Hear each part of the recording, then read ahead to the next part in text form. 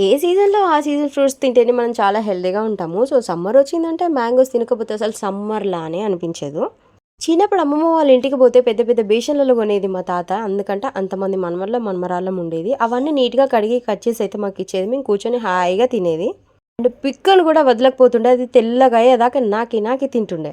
మొన్న ఈ మధ్య ఊరికి వెళ్ళేసి వస్తుంటే ఒక 4 కిలోలు మ్యాంగోస్ తీసుకొచ్చాను. అప్పుడు వీడియో తీయడం కుదరలేదు గానీ, ఇప్పుడు 4 ఉన్నప్పుడు మాత్రమే తీశాను.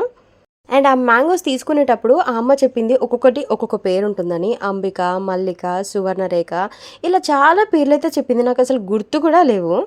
అలా ఆ పండ్లకున్న కాయల పేరును బట్టే మేము గుర్తుపట్టి కొనుక్కొస్తాం బిడ్డ అని జెప్పేసి అనింది. మొత్తానికి ఎక్కడి నుంచి వచ్చావమ్మా అనంటే చాలా లాంగ్ అయితే చెప్పింది తను. హైవే రోడ్‌లో కూర్చొని అమ్ముకుంటుంది ఈ ఫ్రూట్స్ అన్నీ. పైన ఎండ కొడుతుంటే గూడా అసలు అలాగే కూర్చొని అమ్ముతుంది. సరే అమ్మ మొత్తం ఎంతయిందంటే కొంచెం అమౌంట్ అయితే చెప్పింది.